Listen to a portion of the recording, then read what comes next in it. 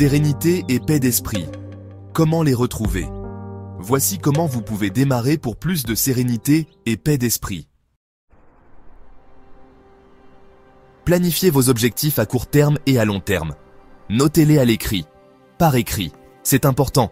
Saviez-vous que vos objectifs ont 75% de plus de chances de se concrétiser quand vous les écrivez noir sur blanc?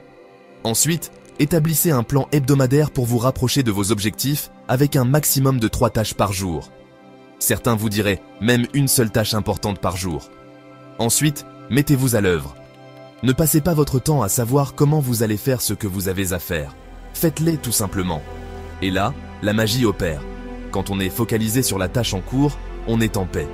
Quand on est concentré sur le processus en oubliant le résultat, on est serein. Si vous vous concentrez sur la réussite finale, vous allez engendrer du stress.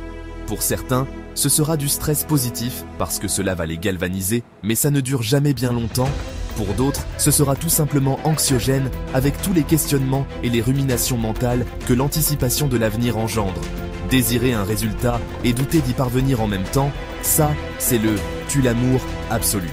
Ne vous souciez pas de pouvoir atteindre ou non vos objectifs. Faites ce que vous avez à faire maintenant. La paix et le bonheur ne se trouvent pas dans le futur. Mais si vous n'avez aucun plaisir dans ce que vous faites, c'est qu'il faut se poser la question du sens de votre business, de pourquoi vous faites ce que vous faites. Trouver du sens dans ce que l'on fait, dans nos activités, est un sujet primordial. Voici 4 principes qui vous permettront de n'être que paix d'esprit. 1. Cherchez à comprendre, pas à être compris. Notre ego narcissique veut toujours être reconnu et apprécié. Il a un plaisir secret à vouloir être meilleur que les autres. Pour être en paix, il faut suspendre le jugement que l'on porte sur les autres et essayer de les comprendre plutôt que les juger. 2. Chercher à aimer, pas à être aimé. Attention, spoiler alert, l'amour n'est pas quelque chose que vous recevez de quelqu'un d'autre. Quand vous aimez, vous êtes le destinataire de votre propre amour. Oui, la personne aimée ne ressentira pas l'amour tant qu'elle ne choisira pas de donner l'amour à son tour. C'est le fameux « c'est en donnant que nous recevons ». Peut-on parler d'amour en business? Oui, je le pense carrément. Mais pas un amour romantique entre deux personnes, comme on peut le voir dans des films naïfs et stéréotypés. Ici, il s'agit de choisir avec son cœur, de s'engager et de n'œuvrer qu'avec des valeurs qui vous portent et qui vous permettent d'être profondément qui vous êtes. Cherchez l'intérêt dans chaque chose. Notre cerveau est comme un moteur de recherche. Ce qu'on lui demande de chercher, c'est ce sur quoi il va attirer notre attention.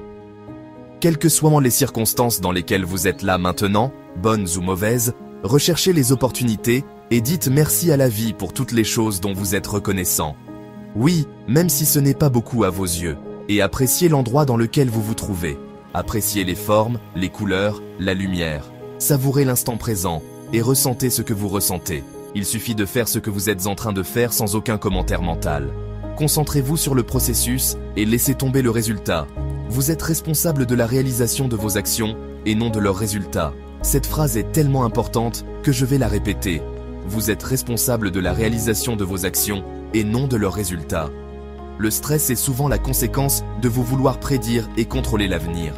Je crois sincèrement que l'on peut tout accomplir en étant serein. Parce que chaque tâche, petite ou grande, demande votre attention et non pas les commentaires de votre ego. N'accordez aucune importance à vos pensées et focalisez-vous sur ce que vous avez devant vous, à chaque instant.